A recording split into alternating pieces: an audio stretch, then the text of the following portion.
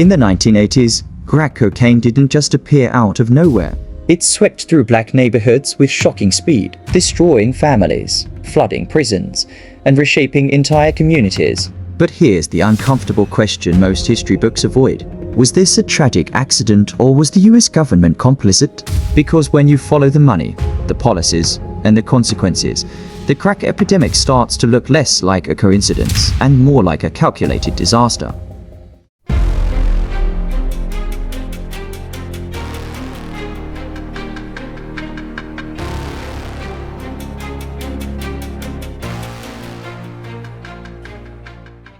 Before crack cocaine, many black communities were already under pressure. By the late 1970s, manufacturing jobs were disappearing. Redlining had locked black families out of wealth. Public schools were underfunded, and poverty was concentrated by design. Then came powder cocaine, mostly used by wealthy white Americans. It was expensive, it carried light sentences, and it was treated as a public health issue. That would change overnight. Crack was cheaper, more potent, and easier to sell in small quantities.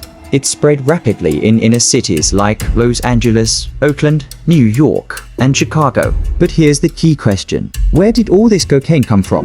During the same period, the US government was secretly funding anti-communist groups in Central America, specifically the Contras in Nicaragua. Congress had cut off official funding, so money had to come from somewhere else.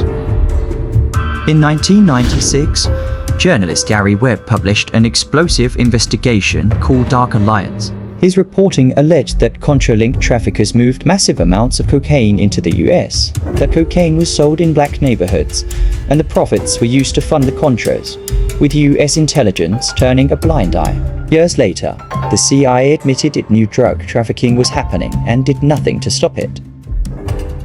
Instead of stopping the flow of drugs, the government declared a war on drugs right here in America. Crack cocaine offenses carried sentences 100 times harsher than powder cocaine, even though they were chemically the same drug.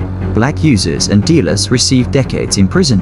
White users received probation or rehab. Entire neighborhoods were stripped of fathers, sons, and breadwinners.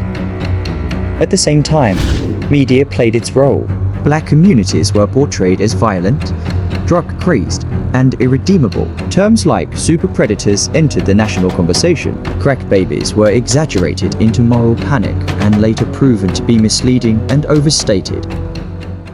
These consequences are still with us today, such as mass incarceration, generational trauma, distrust in government, and economic devastation that never fully recovered. Even now, neighborhoods hit hardest by crack remain under-resourced, and very few people responsible at the top were ever held accountable. Thanks for watching. Remember to like, share, comment, and subscribe.